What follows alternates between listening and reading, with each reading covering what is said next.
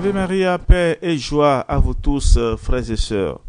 Votre serviteur, le Père Jean-Raphaël Mariton, nous dit, je suis avec vous dans notre cheminement à la découverte des 7 péchés capitaux et surtout dans l'obtention des grâces nécessaires pour éradiquer ces vices dans nos vies.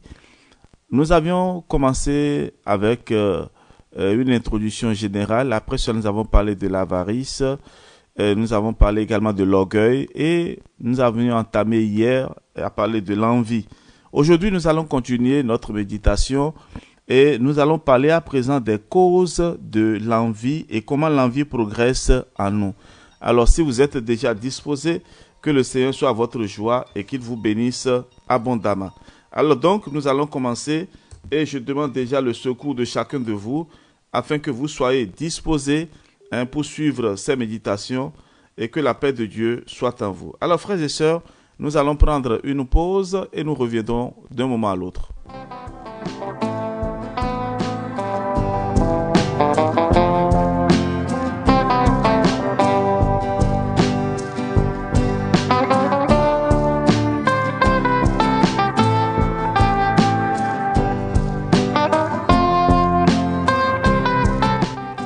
Oui, les causes de l'envie.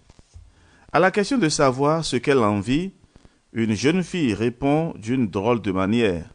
L'envie, c'est cette réflexion de deux amis dont l'une dit à l'autre « Nous avons la même jupe, la tienne est plus belle. » Voilà. Les causes de l'envie sont les plus inconscientes souvent.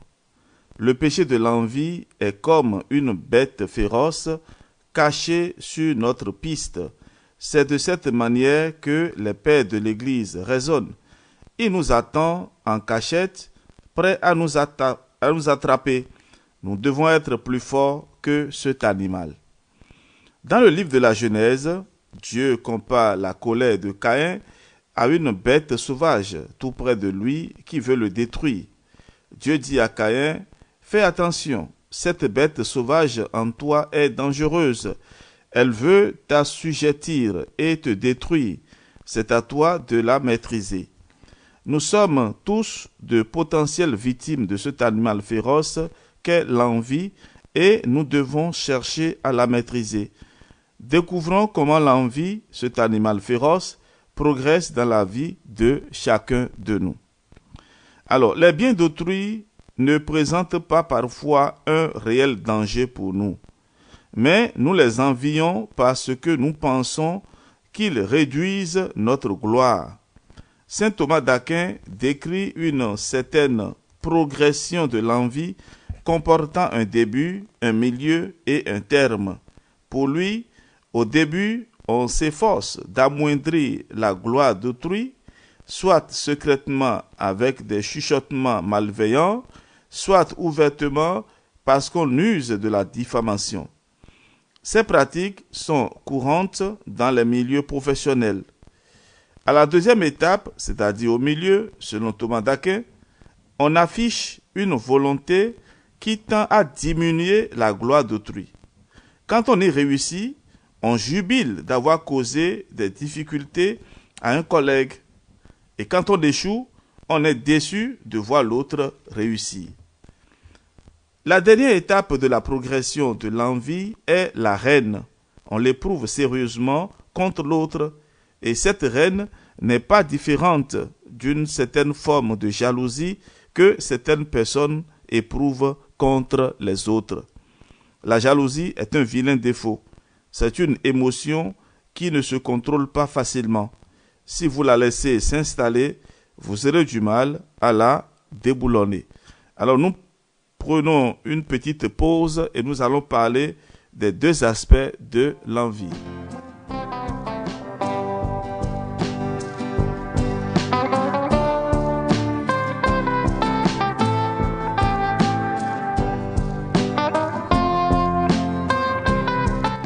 Alors, les deux aspects de l'envie. L'envie sous forme de jalousie a deux aspects. Dans le premier aspect, la jalousie est une animosité que l'on ressent à l'encontre de quelqu'un que l'on imagine posséder ce que l'on désire et qu'on n'a pas. Dans le second aspect, la jalousie peut être une peur qu'on éprouve de perdre ce qu'on possède déjà.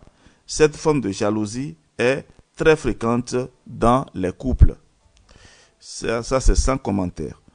Alors, nous pouvons établir la différence entre l'envie et cette forme de jalousie qui se vit dans les couples. Dans sa forme ordinaire, l'envie se joue à deux, tandis que dans la vie de couple, l'envie sous forme de jalousie se joue à trois. Dans le cadre de ce qui nous anime, c'est le premier aspect qui nous intéresse. Cette forme de jalousie où l'on ressent une animosité à l'encontre de quelqu'un est très proche de l'envie. À ce niveau, on peut établir une petite différence. La jalousie au sens strict du terme n'est pas la même chose que l'envie. La jalousie correspond à la volonté de posséder de façon exclusive ce que l'on a. Et cette prétention peut être bonne ou mauvaise. L'envie correspond à la volonté de déposséder l'autre, c'est-à-dire lui enlever ce qu'il a. Parfois même avec la violence. Alors, nous devons comprendre, frères et sœurs, que l'envie est une maladie spirituelle. Alors, comme maladie spirituelle, l'envie ou la jalousie attaque tout le monde. Personne ne peut affirmer qu'il n'a jamais été jaloux. Nous serons tous incapables de l'imaginer. La jalousie est un sentiment très primaire et instinctif. Elle existe dans toutes les cultures et apparaît dès le plus jeune âge. La jalousie est une réaction naturelle qui trahit un manque, un besoin, un désir. Dans la plupart des cas, c'est un sentiment négatif qui peut faire plus de mal que de bien, tant aux jaloux qu'à ceux qui les subissent. La jalousie, qui est une autre forme d'envie, exprime une colère, un ressentiment. Elle va au-delà de la simple envie. C'est une sensation de haine, une colère qu'on affiche de ne pas posséder ce que l'on désire, mais également une colère de voir sa propre insuffisance mise en exergue. La jalousie est une maladie spirituelle qui trahit une peur, un manque de confiance en soi et en Dieu. Alors, frères et sœurs, pourquoi envions-nous tant ce que les autres possèdent? Avons-nous des raisons suffisantes de regarder avec envie ce que l'autre possède? Si c'est la voiture ou la femme du voisin que nous envions, disposons-nous suffisamment de moyens pour les entretenir si on venait à nous céder ce que nous envions? Point d'interrogation. Quelqu'un racontait cette histoire. Un Anglais, un Français et un Russe sont capturés par le diable qui les informe de son intention de les mettre à mort la semaine suivante. En attendant, le diable permet à chacun de formuler un vœu qu'il promet d'exaucer. Le Français demande d'aller passer un week-end à Paris dans l'un des plus beaux hôtels avec sa maîtresse sans que sa famille ne le sache. L'Anglais demande à aller passer un week-end à la campagne en compagnie de son chien et avec ses livres préférés. Le Russe demande que la propriété de son voisin soit détruite. Frères et sœurs, assurément, nous sommes très nombreux à ressembler aux Russes. Comment l'envie peut-elle être la cause de violence dans nos sociétés? Comment l'envie peut-elle détruire les personnes et les sociétés? Voilà des questions que nous devons nous poser. Alors, dans son brillant article paru en ligne, L'envie, moteur de la violence, dans la revue réformée Harold Kalemeyen, professeur de théologie pratique à la faculté libre de théologie réformée d'Aix-en-Provence, décrit 3 formes de violence engendrées par l'envie. Pour ce théologien protestant, le premier acte de grande violence décrit dans l'Écriture est celui de la concrétisation de l'envie éprouvée par Caïn à l'encontre de son frère Abel. Le récit biblique de Genèse 4 présente 4 étapes de développement de l'envie et de ses conséquences à travers l'histoire de Caïn qui se fâche contre son jeune frère Abel parce que son offrande a été jugée meilleure que la sienne et a été bien reçue par Dieu. Quels sont les effets terribles que cette jalousie a eus sur lui-même et sur les autres? Tenez-vous bien. La première attitude est la comparaison. La jalousie de Caïn commence quand il compare son offrande à celle de son frère. On peut imaginer la déception que Caïn ressent lorsqu'il entend le bilan de Dieu. Son frère a fait mieux que lui. Lui, l'aîné, il est dépassé par le cadet. Voilà ce qui amène les conflits dans les familles où l'on pense sans arrêt que l'autre nous dépasse. Nous nous sentons humiliés à l'idée que la comparaison nous est défavorable. Je vais m'arrêter là un instant et attirer l'attention des parents et chacun de nous sur quelque chose que nous faisons très souvent. Il s'agit de comparer 2 enfants ou bien 3 enfants de la même famille. On fait l'éloge de l'un d'entre eux et on est toujours là à critiquer les autres. Ah, tel est bon, tel vraiment de bon comportement. Et à la fin, on met la vie de celui-là en danger au regard de ses frères sans le savoir. Et je voudrais attirer aussi l'attention de tous ceux qui m'écoutent en ce moment, même les consacrés. Il arrive que l'on retrouve, même dans les communautés religieuses, ces cas où, lorsque le supérieur manifeste un certain plaisir ou bien un certain attachement, voilà, on peut l'appeler ainsi, un certain attachement à un confrère, il y a un autre qui est jaloux et qui voit déjà que le supérieur apprécie plus celui-ci que lui. Et cela crée des problèmes. Alors parfois, il faut éviter de trop qualifier les autres devant, même si la personne vraiment, il a de bons comportements. Parents, frères et sœurs, évitons de donner trop d'importance à quelqu'un devant un autre. Et cela peut amener l'autre même à la violence vis-à-vis de celui-là que nous devons protéger normalement. Alors faisons beaucoup attention, même les enfants de même mère. Lorsqu'une maman se met à donner plus d'importance au petit frère, soit disant que le grand frère ne se comporte pas bien, cela peut amener des sentiments de violence, voire même des sentiments de meurtre. Faisons beaucoup attention.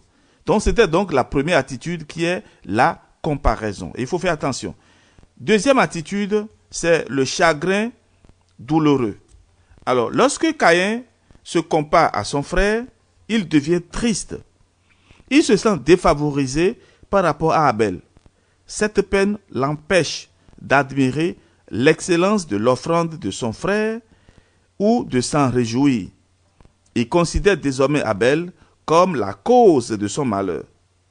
Dans les milieux professionnels, on se dit parfois en nous-mêmes, si mon collègue n'était pas là, je ne serais pas si triste. Même dans les communautés, ça se passe. Ah, si mon confrère n'était pas là, peut-être que c'est moi qu'on nommerait supérieur. Peut-être que c'est moi qui occuperais ce poste de responsabilité. Alors donc, s'il n'est plus là, je serai plus heureux. Voilà donc, frères et sœurs, les dangers. Et il faut faire beaucoup attention lorsqu'on commence à faire la comparaison et à devenir triste, à sentir un chagrin douloureux en son cœur. Chacun de nous a ses charismes, chacun de nous a ce qui le caractérise. Dieu comble chacun et à sa manière. Et tout le monde ne peut pas être ce que nous voulons. Et il y en a qui sont frustrés aussi déjà depuis leur éducation. Et ici, je voulais faire un clin d'œil à tous ceux qui proviennent des familles de polygames. Faites beaucoup attention et à retenir vraiment votre cœur. Et un grand-père polygame, un jour, donnant de conseils à ses enfants, et disait ceci devant même les petits-enfants, faites beaucoup attention, la polygamie n'a jamais apporté la paix. Lorsque les enfants se retrouvent, et les enfants de la femme A trouveront que papa s'occupe mieux des enfants de la femme B, ou vice-versa. Les femmes entre elles se jalousent et répercutent leur chagrin douloureux dans le cœur de leurs enfants. Et les enfants vont grandir avec ces peines-là. Alors, quel type d'homme, quel type de chrétien nous aurons dans la société de demain? Quel type de chrétien nous aurons dans les communautés religieuses demain? Lorsque déjà, à la base, c'est-à-dire dans la famille, il y a ce virus-là qui circule déjà dans le cœur. Et c'est vraiment dangereux. C'est vraiment dangereux. Alors, frères et sœurs, il faut une guérison intérieure. Comprendre que ce que toi tu n'as pas eu, que quelqu'un d'autre peut l'avoir. Comprendre aussi que ce que l'autre a, c'est ce que Dieu lui a donné. Si toi tu n'as pas, toi tu as au moins quelque chose que quelqu'un n'a pas. Et ainsi nous pouvons vivre tranquilles. Ce que toi tu as là, quelqu'un ne l'a pas. Et ce que l'autre a et que toi tu n'as pas, il y a une certaine complémentarité à ce niveau, à se faire. Alors, frères et sœurs, le temps passe. Et je voudrais finir avec la troisième attitude et la quatrième attitude. Et nous allons faire le commentaire à la prochaine occasion.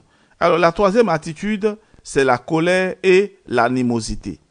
La tristesse de Caïn, pour n'avoir pas offert une bonne offrande, provoque en lui la colère contre celui qui a mieux fait que lui. C'est de cette manière que nous regardons les autres d'un mauvais œil. Nous en voulons aux autres d'avoir obtenu ce qui nous manque. La quatrième attitude, c'est le choix. Oui, pour surmonter sa peine et son animosité, Caïn se trouve devant un choix. Dieu lui-même précise à Caïn le bon choix. Alors, 1. Si tu agis bien, Dieu indique à Caïn qu'il peut surmonter sa colère s'il accepte d'offrir une offrande meilleure que celle de son frère. 2. Tu peux te remettre debout. Oui, si Caïn accepte ce défi, il deviendra capable de surmonter la tristesse et la colère qui l'écrasent. Mais Caïn a fait le mauvais choix. Il n'a pas voulu dompter la bête sauvage de la jalousie en lui. Il n'a pas suivi le conseil de Dieu de bien agir, c'est-à-dire de faire une offrande excellente et ainsi d'exceller. Au contraire, sa jalousie a eu pour effet d'écraser, d'anéantir son frère, son propre frère. Et souvent, les jaloux se contentent de tirer la personne enviée vers le bas. Ils portent toute leur attention sur ses défauts, ils la déprécient et la critiquent dès qu'une occasion se présente.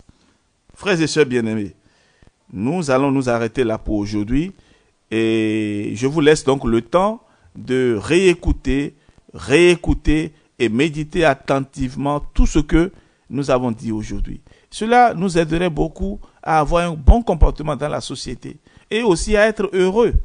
Parce qu'il y en a qui sont malheureux, non pas parce qu'ils n'ont rien, mais ils ne veulent pas se contenter de ce qu'ils ont. Et ils pensent toujours que c'est le jardin du voisin qui est toujours vert. Donc c'est le voisin qui est plus prospère, qui a tout ce qu'il faut, et que eux, ils n'ont rien. Alors, frères et sœurs, Jésus a dit dans la parabole des talents de retirer à celui qui n'en a même pas et de donner à ceux qui en a, celui qui a plus. Alors, ça veut dire quoi? Ce que Dieu t'a donné là, il ne faut pas sous-estimer ça. Essaie d'arroser et de faire fructifier ce talent-là que Dieu t'a donné. Si Dieu t'a donné un talent et que les autres ont reçu 5 talents, ce n'est pas la fin du monde. Dieu va te demander compte du seul talent qu'il t'a confié et que tu as fait fructifier. Et il y en a même qui se donnent corps et âme et font fructifier le seul talent que Dieu leur a donné, tandis que ceux qui ont 5 ou 10 talents n'arrivent même pas à faire autant.